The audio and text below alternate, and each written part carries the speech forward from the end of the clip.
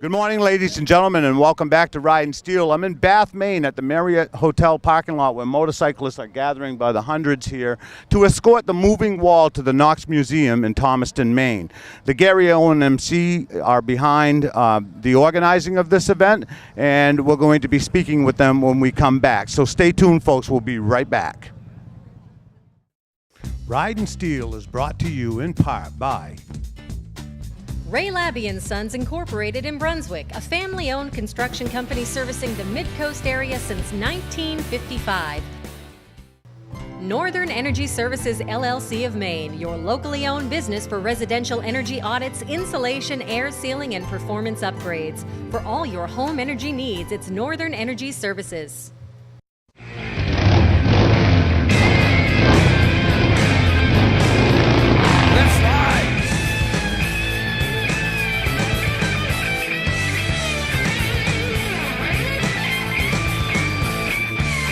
Hundred roaring engines riding steel, hearts gleaming in the sun, we're riding steel.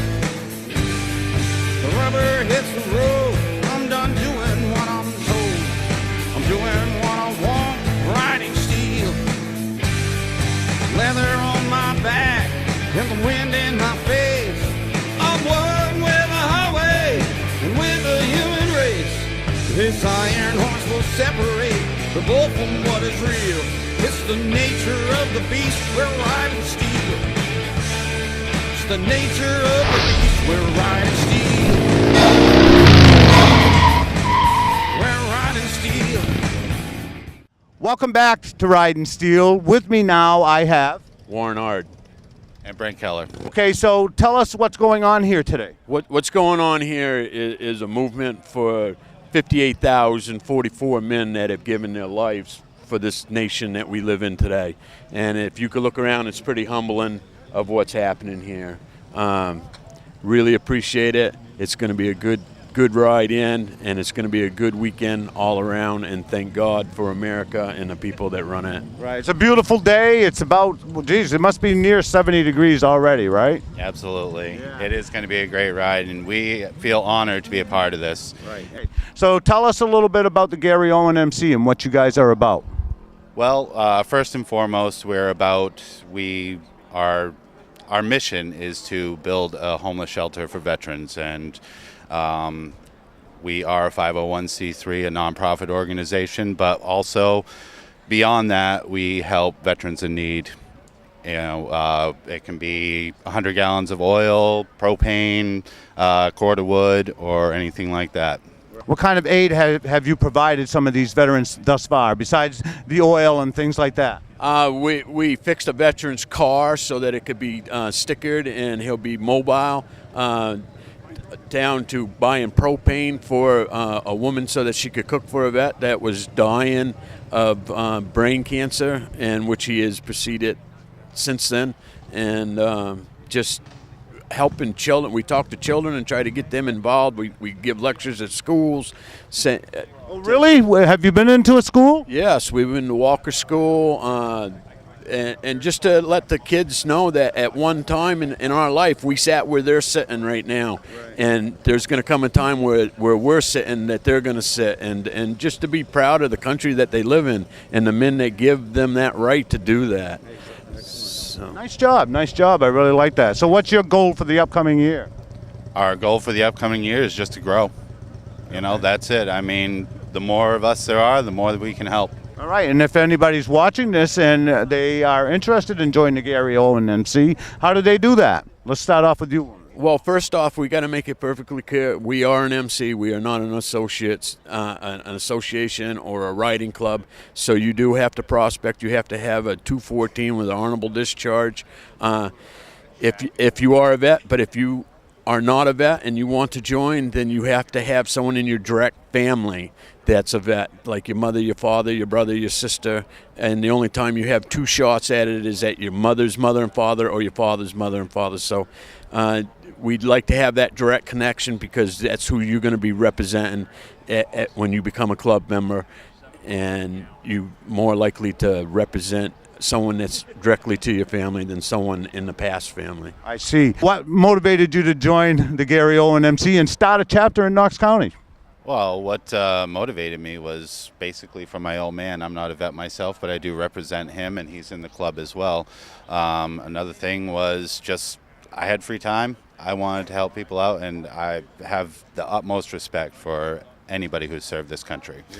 And this is just a way for me to give back. You know, even though I didn't serve, I feel like I'm doing a service. That's right. That's right. You know, it takes a lot of people to back a soldier. Yeah. You know, I commend you guys for doing this today. I'm hoping that a lot of the Vietnam veterans are going to show up and you know, remember their fallen brothers in arms. And have you seen the wall? I have seen the wall. I went to it when it was in Scarborough last year. We just want to educate everybody that wants to know what we're made of this as in this country. Right. And if you look around, you could tell. I mean, it's just humbling. Right. It's humbling to see what's going on. I try to stay on top of these things and get these kinds of events on my calendar. So, folks, go to ridinsteel.com and check out my calendar. Every weekend in the summertime, we are out here, and there's a lot of organizations and clubs like this that are putting together things for our veterans. And if you are interested in such things, then go to my calendar and show up. Simple as that. Right? And this is a good one. So thank you very much. Thank you for what you do. Thank you. I'd just like to add one more thing. You know, as you can see, the saying's true, gone but not forgotten. Exactly. Thank you very much. Ride for Help and Hope to benefit My Breast Cancer Support, August 12th, 8:30 a.m. with kickstands up at 11 a.m. at the American Legion Route 125 in Epping, New Hampshire. For more information, email Brenda Smith at bsmith_new41@yahoo.com. Lyme disease. It's hit epidemic proportions, and so many affected remain misdiagnosed. Ridin Steel and the Taste of Maine restaurant have joined forces to bring you the Ride for Lyme. Join Ridin Steel at noon on Saturday, May 6th at the Taste of Maine restaurant, Route 1 Woolwich, for a Mid-Coast Loop benefit ride. In the Ridin Steel tradition, this will be a donations-only ride to benefit Lyme disease support, awareness, and education. For more information, visit us on Facebook or ridinsteel.com.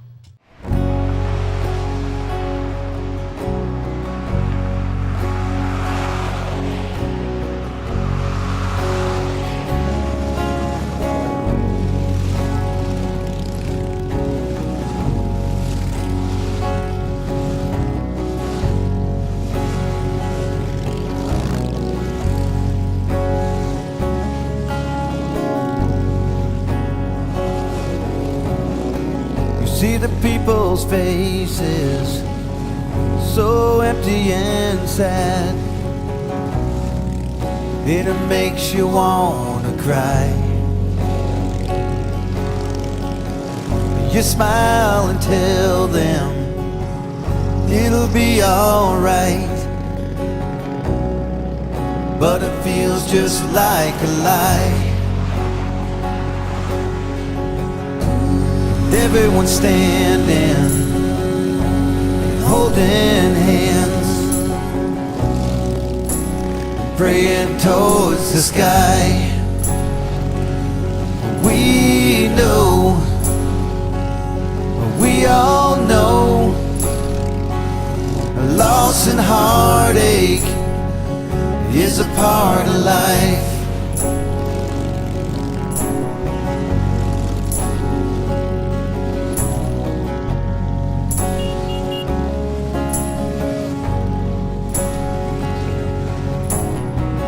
We take for granted, people that we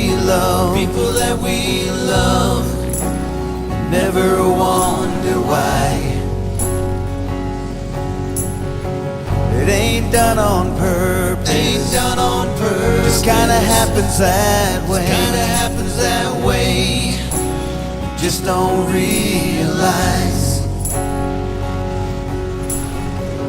You better change before it's too late, and you run out of time. We know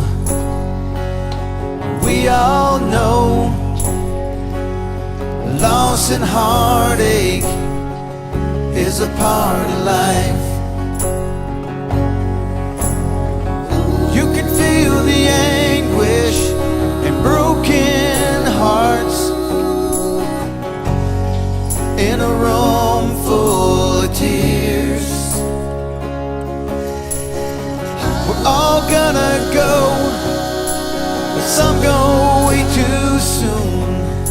So find the ones you love and hold them near.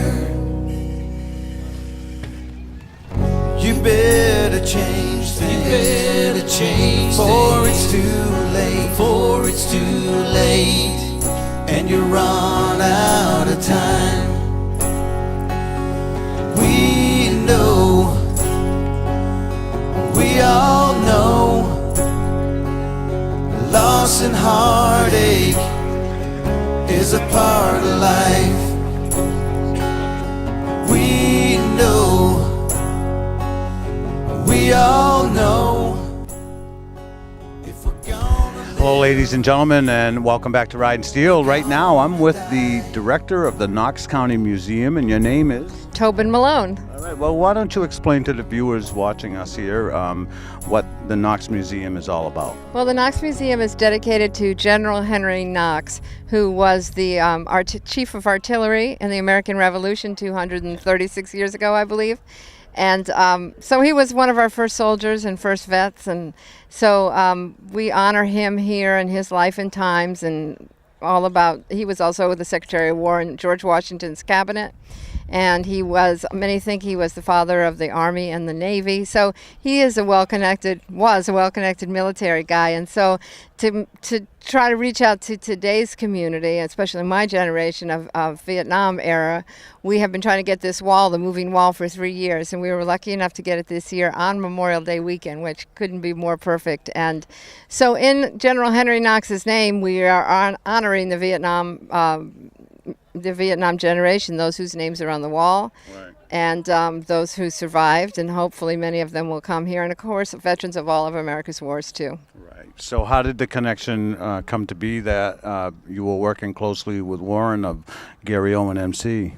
Warren Ard walked in the door one night with his motorcycle club, 4 or 5 members, Don Harriman and a bunch of people, Jim Booth and Marco Frampton, and Matt Mills, and they've been here ever since, and they've really taken up a lot of slack. They really stepped up to the plate. They're very invested and really working hard and taking this really seriously. And of course they do great work too, because they're in the process of building the shelter for homeless vets up in Waldo County. So they've been very active, and we're very glad to have them. You stated that you grew up in the Vietnam era, and were you a veteran? No, I'm not a veteran. I'm a civilian. You are a civilian. Yeah. Nice talking to you. Yeah, Thank you so much. Thank you so much. So I'm observing the grounds around the Knox Museum, and I see this gentleman by the name of Bill McCarriston walking around in this outfit, obviously a reenactment of somebody, right, in a time period. Would you mind explaining why you're dressed up in all this garb? I would be the Reverend Thomas Balch, the Younger, also known as the Fighting Parson. I served aboard privateers sailing out of Beverly, Marblehead, and Salem very early in the Revolutionary War. I was as adept with the pistol and the saber as I was with the covenant prayer book and the psaltery. So you were a Bible-thumping, butt-whooping kind of pastor guy back in those days? You got it just right. That's terrific. How much do you know about this man that you're recreating here? Well, he is the son of the first pastor of the Norwood Congregational Church, founded about 275 years ago. He was educated in Yale, both undergraduate and Yale Theological School. And he lived to be a ripe old age. He was one of the New Light congregational ministers. You know, we're here at the Knox Museum in the backyard on the grounds. They're setting up the wall. What do you think of this? I think it's a magnificent thing. Henry Knox, of course, is, in our estimation, the premier veteran. He served this country well for better than 30 years. And he put many things in place that today we are very grateful to have. such things as a military academy, such things as our armories in Springfield. Are we talking in Maine here or where? No, West Point. Yeah. Oh, West Point. West Point. Okay. He did the predecessor to West Point. He is the man who, as Secretary of War, had the foresight to commission 6 frigates, not the least of which was the Constitution. 3rd grade dropout. Yes, he was forced to drop out of school in his 3rd year at Boston Latin School because his dad, who was a sea captain, took off for Jamaica, never made it home again. That's incredible, especially in today's day and age where everybody feels that they have to go to college to be a success, right? Well, college came to Henry because he was in a bookstore. And putting a 9-year-old kid in a bookstore was like putting a kid into a video gallery today. Yeah. He just absolutely loved it. He read virtually everything he could on military history, taught himself French. He read Caesar in the original Latin. He read the Peloponnesian Wars in the original Greek. And what about you, Bill? Are you a historian? No, I'm a history buff that they gave him. You must be a wonderful addition to the tours here, though. I mean, the people, you set the mood with your dress, and, you know, you must be able to bring them right back, right? Well, we like to. Yeah. We like to make sure that folks leave here with a much greater sense of who Henry Knox was and his real contributions to this United States of America. Right. Well, thank you so much, Bill. You were very interesting to talk to. Absolutely. Absolutely. Have a great day, okay? Be well, sir. Marley's Ride, a ride to remember, Sunday, May 21st from 11 a.m. to 5 p.m. at Pepper's Garden Grill in Winthrop. Kickstands up at noon. Your $20 donation also gets you into the barbecue. Music by Caldwell Brothers. For more information, call Pepper's Garden Grill at 377-8877 or email Ted Johnston at gwi.net. Proceeds provide scholarships to the Julia Kluge Summer Camp for Girls at Camp KV. Hi, would you mind introducing yourself to me, please? My name's Pat Hoying. I'm from Thomaston, Maine. Nice. I noticed that you have Vietnam hat on, Vietnam patches, and so I wanted to take a few minutes to talk with you. You served? I served in Vietnam, 67, 68. Went over 67, came back just after Tet of 68. So tell me, at that time you were what, the age of 17, 18? 18, 19, yes. Did you join or did you get drafted? Because there was a draft then. I actually volunteered for the draft. I was going to be drafted in September, but I volunteered in August. And went in and Fort Lewis and Fort Polk, Louisiana and Vietnam, and then came home and spent some time in Fort Ord, California. Right, and the branch you served in was the Army? U.S. Army. U.S. Army. And so then you get the word that you're going over to Vietnam. Can you share with me what it was like just to be prepared for it, just to be on the plane to go there? What was going through your minds, and you and your buddies for that matter? To be perfectly honest, the whole idea of going over there really didn't set in stone anything. It was kind of like, wow, I can't believe that I'm even going. And then once we got there, it was, wow, I can't believe I'm here, because the country has its different smells, sights, sounds, everything, and it totally becomes ingrained in your psyche after a while. I went to Long Bend at 90th Replacement, and they assigned me to the 199th Light Infantry Brigade. I was assigned to Echo Company of the 3rd and 7th Battalion, and I got on a helicopter 2 days after I was in country, flew out to a place about 80 miles south and a little bit inland from Saigon, and spent approximately 1 year in the middle of Paddy's from then on. Is that right? So then you were right in the midst of all the combat then, huh? I carried machine gun for 9 months, and then I was squad leader and then eventually platoon leader. Right. After a while. So, you got to see it all, right? And I'm sure you must have lost some brothers there. Oh, definitely. I have a unit flag, and I fly it every time one of our soldiers get killed or was killed. A number of different operations we were on, people got wounded quite often, but we had a lot of times when it was questionable if we were going to get out of there or not. So yeah, it was close, and I was wounded twice in one night. So, it was just one of those deals that as time went on, you got a little bit smarter. Yeah. And it was definitely what we would call today a learning experience. Right. We're here at the Knox Museum in Thomaston. They're setting up the walls with names of people that you know, right? You live right here in this town of Thomaston, so you're going to be able to come here any time of day. Yes, I am actually working as a volunteer 3 mornings out of the, I think, 7 or 8 that it's going to be here. So yes, I volunteered to work here, and I think it's going to be a great experience. I think that well, it's just who you are. It's you come out, you help, you do everything as part of being part of the community. May I ask, what's the thing that comes first and foremost in your mind of your memories back then? Oh, probably the people that I served with. In June, I will take a trip down to Fort Benning, Georgia. And my unit, the 199th, is going to have a 50th reunion at Fort Benning. And we're going to have the whole brigade there. And my company will have around 25 to 30 guys from the Vietnam time that I was there that I'll know.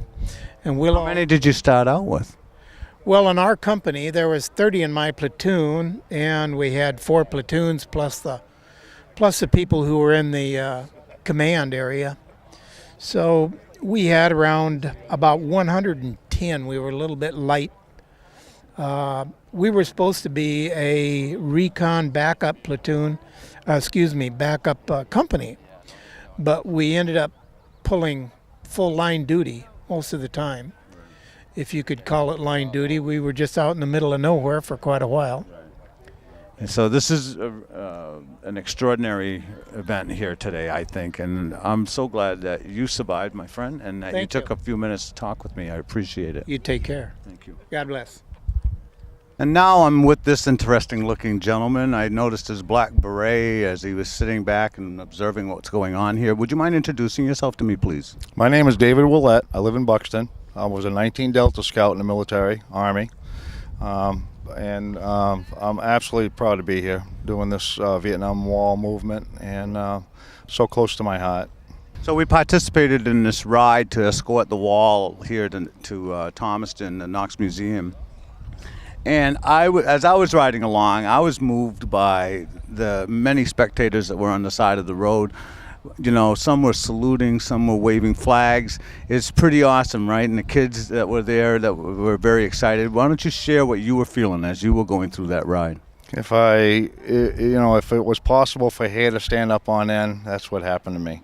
The kids on the sides of the roads, they see us, they just wave. I wave back. I'm not sure if they quite understand.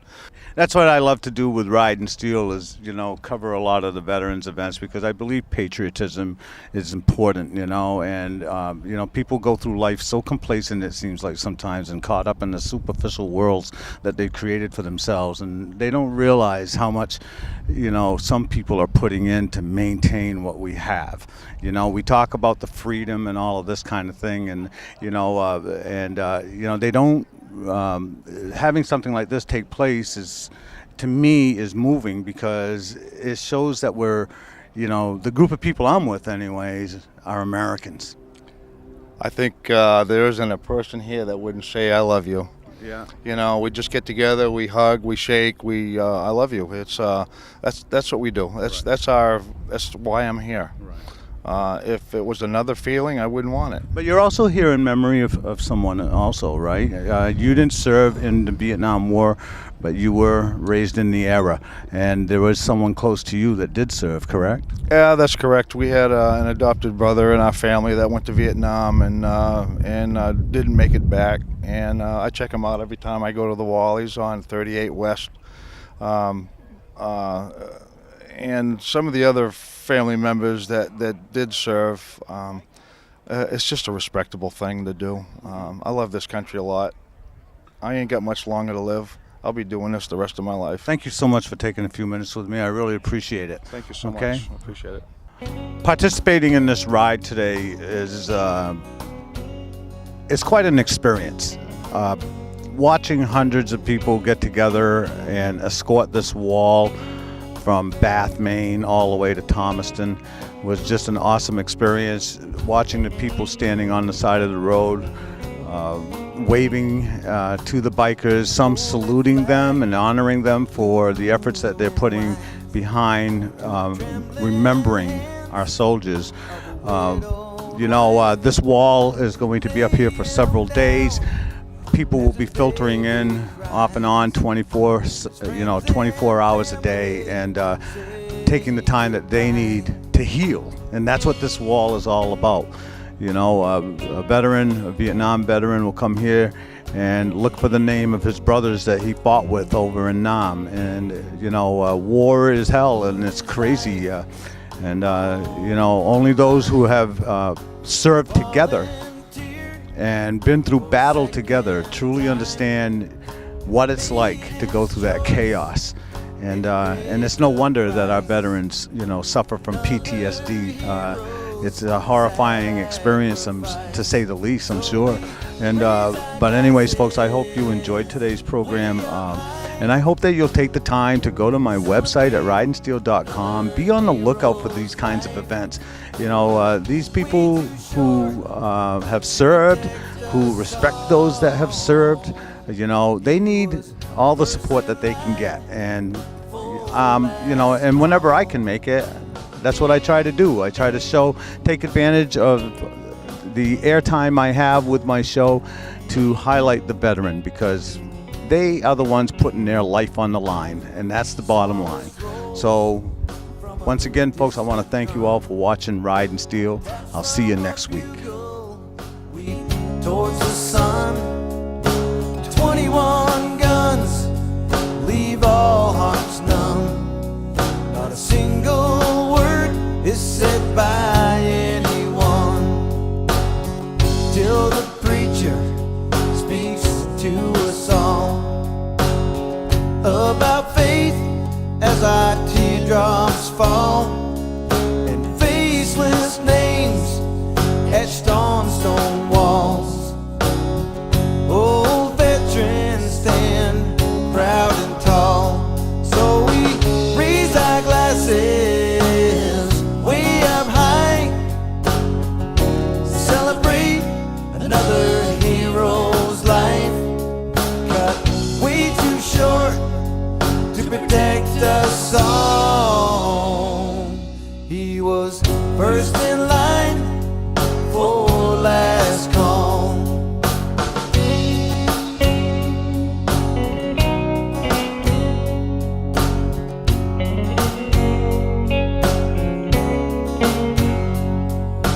A folded flag, blue and white, and to the trembling hands of a widowed wife, they lay him down as his baby cries, and his friends and family say goodbye.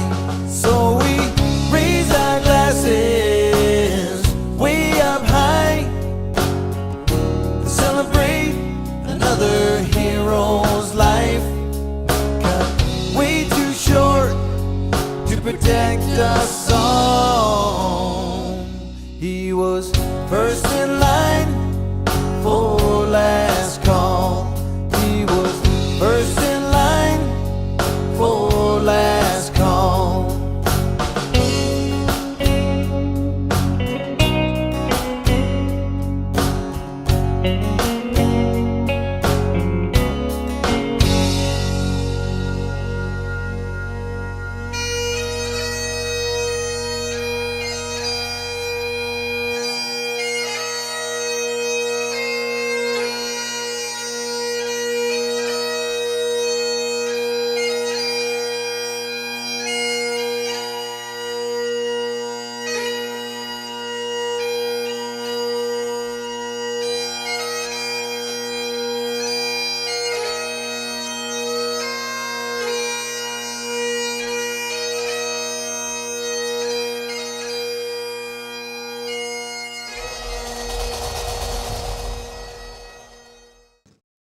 Ridin' Steel is brought to you in part by Ray Labby & Sons Incorporated in Brunswick, a family-owned construction company servicing the Mid-Coast area since 1955.